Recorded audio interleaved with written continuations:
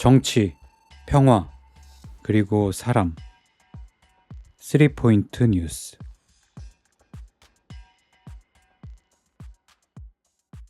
미학, 패션, 미식, 그리고 자유와 평등, 박애의 나라, 프랑스. 빨강과 하양, 파랑의 조화로움. 에펠탑과 베르사유, 노트르담과 루브르, 바게트를 꽂은 파리지앵까지. 구구절절 그 서사와 강점을 설명하지 않아도 이미 이 나라는 전 세계인들의 뇌리에 박혀 있고 우리는 그 강렬한 조각조각들로 프랑스의 특성과 지향을 이해합니다. 이렇게 예를 들고 보니 누군가에겐 파리가 곧 프랑스일지도 모르겠습니다. 파리가 프랑스의 전부는 아니지만 전부라고 해도 아주 틀린 것은 아니죠. 오늘은 지정학적 관점에서 프랑스의 근간을 되짚어보려고 합니다. 이들의 가치와 소양은 어디서 기인했고 그들의 풍요와 번영은 또 어디서 비롯됐는지 파리, 센강으로 가봅니다.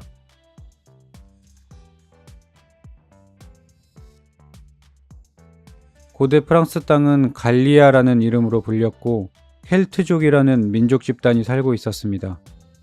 이들은 기원전 2000년 전부터 유럽 전역에 퍼져서 살았는데 켈트어나 켈트 무늬 같은 자기들만의 독특한 문화를 공유한 것으로 유명하죠. 이 켈트족 중에서도 현재 파리 센강 유역에 정착한 이들을 파리시족이라고 했습니다. 지정학적으로 봤을 때 당시 파리시족의 선택은 참 탁월했습니다.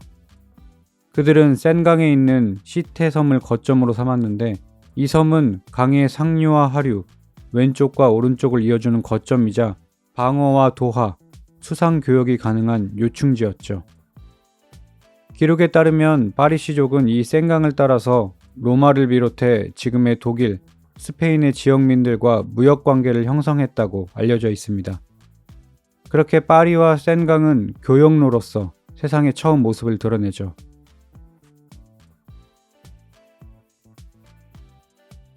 이후 파리가 속한 갈리아 지역은 로마 제국에 흡수됩니다. 로마는 이곳을 루테시아라고 부르면서 도시화에 들어가죠. 로마식 행정과 법체계가 들어오고 극장, 도로, 수도, 목욕탕이 생깁니다. 로마 시절의 센강은 통로의 역할을 했습니다. 위로는 브리튼 섬, 옆으로는 라인강. 영국 지역에서 병참 물자를 실어와서 파리의 센강을 거쳐서 독일 라인강 전선으로 보낸 겁니다. 그렇게 파리와 센강은 파리시족의 고대 무역로에서 로마의 군사물자 통로가 됩니다. 하지만 권세를 이어가던 로마 제국은 점차 분열됐고 4세기 후반 본격적으로 무너지기 시작합니다. 국력이 기운 로마는 북쪽의 브리튼 섬을 포기했고 동쪽 라인강 전선에서는 게르만에게 밀립니다. 자연스럽게 파리와 센강, 이 갈리아 지역의 역할도 변하기 시작하죠. 제국의 경계가 무너진 사이 게르만의 대이동과 함께 여러 민족들이 갈리아 땅으로 들어오는데요. 여기서 등장하는 것이 프랑크라는 민족입니다. 라인강의 전사들이었던 프랑크족은 로마가 붕괴하자 서쪽 갈리아, 지금의 프랑스 땅으로 세력을 넓힙니다.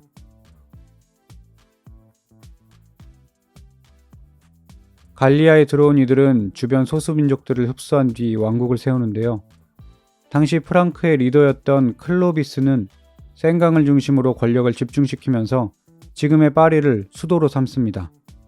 센강만큼 교역과 방어, 사방 네트워크에 유리한 강이 없었기 때문이죠. 또 하나, 그에 앞서서 클로비스는 로마 가톨릭으로 개종을 선언합니다. 이 사건은 프랑크 왕국이 성공한 배경이자 오늘날 프랑스의 근간이 되는 일이라고도 할 수 있죠. 자, 그럼 프랑크 왕국 클로비스의 로마 가톨릭 개종은 무슨 의미였고 어떤 파급 효과를 불렀을까요? 클로비스가 개종을 선언할 당시 유럽 기독교는 둘로 나뉜 상황이었습니다. 소위 말해서 아리우스파와 니케아 신조파였는데요. 예수의 신성을 인정하고 삼위일체를 주장하는 것이 니케아, 예수를 피조물로 보는 것이 아리우스파입니다. 게르만족의 일파였던 프랑크족은 어땠을까요? 의외로 이들은 다신교 문화를 향유한 이교도였습니다. 예수의 신성을 논하고 말고 할 상황 자체가 아니었던 거죠. 그랬던 프랑크족이, 그랬던 클로비스가 니케아 신조를 받아들이고 로마 가톨릭으로 개종한 이유는 무엇이었을까요? 정치적 목적이 가장 컸습니다. 당시 갈리아 땅의 원주민 대다수는 로마 가톨릭 신도였습니다. 그도 그럴 것이 이들은 쭉 로마 시민들이었고 제국의 신앙을 따라서 니케아 신조를 믿어왔죠. 프랑크 왕국은 이들의 지지, 즉 정치적 배경과 동력이 필요했습니다. 실제로 클로비스의 개종은 프랑크족과 갈리아 원주민, 지배층과 피지배층 간의 통합을 이끌어냅니다. 이를 통해서 프랑크족은 난폭한 정복자가 아닌 원주민들과 융화되는 통치자의 명분을 얻게 되죠. 물론 클로비스의 개종은 신학적으로 봤을 때 하나님의 감화라고도 할 수 있고 또 당시 클로비스 아내의 권유가 컸다는 썰도 있죠.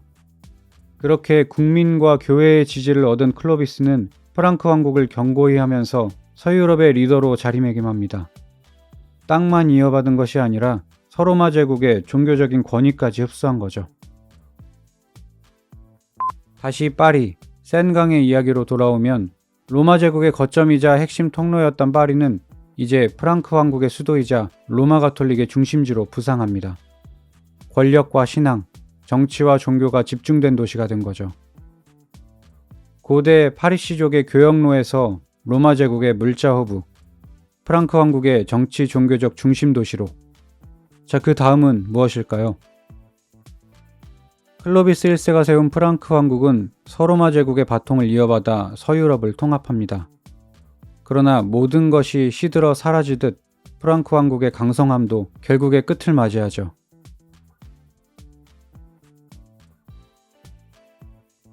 5세기에서 9세기까지 오랜 시간 군림한 왕국은 여러 요인들로 갈라지고 결국 서부, 중부, 동부 세 개의 프랑크로 나뉘게 됩니다. 베르댕 조약이라는 협정이 프랑크 왕국의 분열을 확정했죠. 이 베르댕 조약은 지정학적으로 의미가 큽니다. 현재 서유럽의 언어, 민족, 문화적인 경계와 국경들이 바로 이 베르댕 조약에서 출발한다고 해도 과언이 아니죠. 파리를 중심으로 한 서프랑크는 프랑스로, 라인강을 중심으로 했던 동프랑크는 신성 로마 제국을 거쳐서 독일로, 그리고 중프랑크는 오늘날의 이탈리아 북부 지역과 베네룩스 국가들로 이어집니다. 우리는 파리와 센강의 서사에 집중하고 있기 때문에 서프랑크에 집중하려고 하는데요. 프랑크 왕국에서 갈라져 나온 서프랑크 왕국은 파리를 수도로 삼습니다. 이미 파리는 프랑크 왕국 건국 당시부터 200여 년간 수도로 쓰였죠. 서프랑크는 이러한 정통성과 정치적 상징성을 고려했습니다. 그렇게 요충지를 가져간 대가였는지 서프랑크는 탄생 직후부터 바이킹들의 침입에 맞서야 했습니다. 북게르만족의 일파로서 스칸디나비아를 중심으로 활동한 바이킹들은 프랑크 왕국 분열 이후 떨어져 나온 서프랑크를 노렸습니다. 항해술이 뛰어났던 해양민족답게 북해를 타고 들어온 바이킹들은 센강을 따라 파리에 침투해서 서프랑크를 괴롭혔습니다. 120척이나 되는 배가 대규모로 센강에 침투했다는 기록도 있는데요. 이 골치 아픈 바이킹들과 공방을 이어가던 서프랑크는 결국 정치적 합의를 하기로 마음먹습니다. 서프랑크 왕국은 바이킹 지도자에게 공작의 자기를 수여함과 동시에 센강의 하류, 그러니까 북쪽 영국 해협 쪽으로 내려가는 그 지역을 그들에게 떼어줍니다. 이곳이 바로 훗날 노르망디라는 지역이 되죠. 사실 땅을 주고 자기까지 부여한다는 건 서프랑크에게 탐탁지 않은 일이었겠지만 그렇다고 손해본 장사도 아니었다고 봅니다. 노르망디 지역을 할양받은 바이킹 지도자는 기독교로 개종했고 서프랑크에게 충성을 약속하면서 오히려 다른 바이킹들의 침입을 막는 선봉의 역할을 했습니다. 서프랑크에겐 든든한 국경 수비대가 생긴 셈이죠.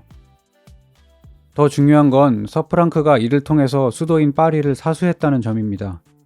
앞서 짚어본 대로 서프랑크에게 파리는 프랑크 왕국 시절부터 이어온 정치적인 상징이자 전략적 중심이었고 센강은 외교와 안보적으로 가장 중요한 포인트였죠. 하류 지역의 영토를 바이킹들에게 좀 떼주더라도 그들이 센강의 상류, 파리로 오지 못하게 하는 것이 더 중요했습니다.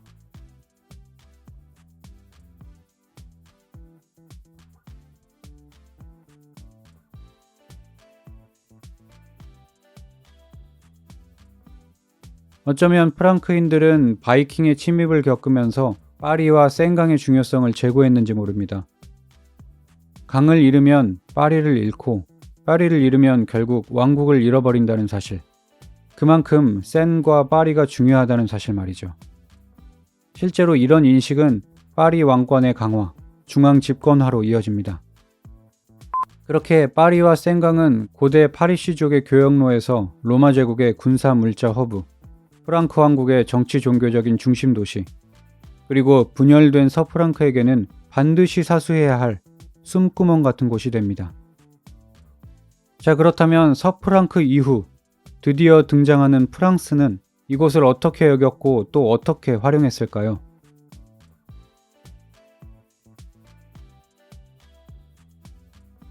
보통 서프랑크가 프랑스로 넘어오는 시점을 10세기 후반 무렵으로 봅니다. 중세가 되면서 파리와 센강의 가치는 더욱 오릅니다. 왕권이 강화되는 시기 수도 파리는 행정, 입법, 사법, 군사, 조세가 한데 모인 중심지로서 더욱 힘을 키우죠. 여기에 지식, 대학까지 더해지는데요. 1257년경 그 유명한 소르본 대학이 설립되면서 파리는 이제 국가의 지식을 담당하는 곳, 엘리트를 키워내는 도시로서의 면모까지 갖춥니다. 중세 프랑스의 왕들은 이러한 파리의 힘을 뒤에 업고 센강의 물길을 따라서 영지를 넓혀갔죠. 그러다 파리는 14세기에서 15세기 100년 전쟁이라는 시련을 맞이합니다. 잉글랜드 왕국과 프랑스 왕국이 치른 무려 116년간의 전쟁. 파리와 센강은 이 100년을 어떻게 보냈을까요? 전쟁 중에도 파리는 파리였습니다. 영토 곳곳이 잘려나가고 점령당했지만 물자를 연결하고 자원을 배분하고 세금과 재정이 모이는 곳으로서 뿐만 아니라 사법과 입법의 장으로서 파리는 최소한의 기능을 했습니다. 센강은 어땠을까요? 영국과 프랑스가 가장 치열하게 맞붙는 전장이었습니다. 그 아비규환 속에서도 프랑스는 센강 상류를 중심으로 왕권을 유지하려고 했었죠. 영국에게 센강은 침투로였겠지만 프랑스에게 이 강은 혈관이자 심장, 대체할 수 없는 공간이었습니다. 이 센강을 뺏기면 나라가 사라진다는 생각이 프랑스인들의 깊숙한 인식 속에 자리하고 있었다고 봅니다. 결국 영국과 프랑스의 100년 전쟁은 잔다르크의 활약 등을 힘입은 프랑스의 승리로 끝났고 영국군은 유럽 대륙에서 물러납니다.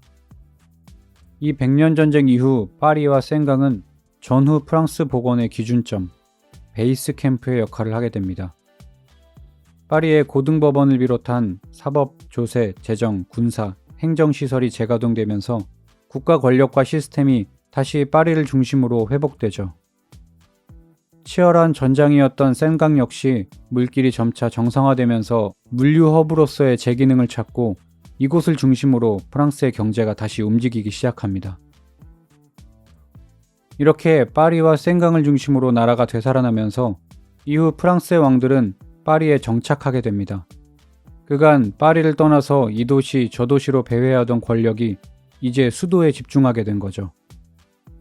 그렇다면 프랑스 왕들은 왜 파리를 놔두고 밖으로 돌았을까요?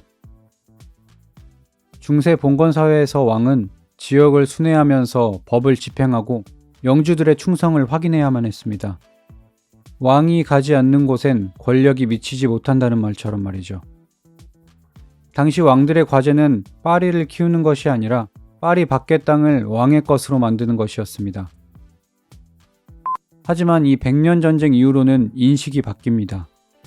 영토가 잘리고 왕권을 지탱하던 행정과 사법, 조세시설이 위협받는 섬뜩한 경험을 한 뒤로는 파리를 떠나면 안 되겠구나 하는 생각이 들게 된 거죠. 물론 경제성이나 효율성 측면에서도 그렇습니다. 애초에 파리는 모든 체계가 갖춰진 도시였으니 뭘 새로 만들고 말고 할 것도 없었죠. 그렇게 파리의 왕들은 100년 전쟁 이후 200여 년간 파리와 센강에 집중했고 프랑스는 이 시기 중앙 집권화를 완성합니다. 이후 루이 14세라는 왕이 등장하고 파리 외곽에 베르사유라는 왕실의 공간을 별도로 만들면서 파리의 정치적 기능이 일부 옮겨지기는 합니다. 왕이 또다시 파리를 떠난 건데요. 그러나 베르사유는 절대 왕정의 위엄을 나타내는 곳이었지 파리처럼 정치, 행정, 입법, 사법, 경제를 총괄하는 스마트 시티는 아니었습니다. 실제로 중세의 파리는 언론과 출판, 살롱들이 밀집하면서 지식 네트워크를 형성했고 자연스럽게 민중들의 힘도 커져갔습니다. 루이 14세 왕권에겐 다소 부담스러운 환경이었다고 할 수 있죠. 왕이 폼도 좀 잡고 시민들에게 위엄을 갖춰야 하는데 이미 파리는 너무 시끄럽고 똑똑해져 버린 겁니다. 어쩌면 루이 14세가 파리 외곽에 베르사유를 만든 건 피치 못할 선택이었는지도 모르겠습니다. 그렇게 멀지 않은 곳에서 수도를 통제하면서 자기를 지키는 수단으로서 말이죠. 그렇게 중세의 파리와 생강은 국가의 시스템과 지식 네트워크가 종합된 곳이 됐고 시민들과 함께 근대로 향하게 됩니다.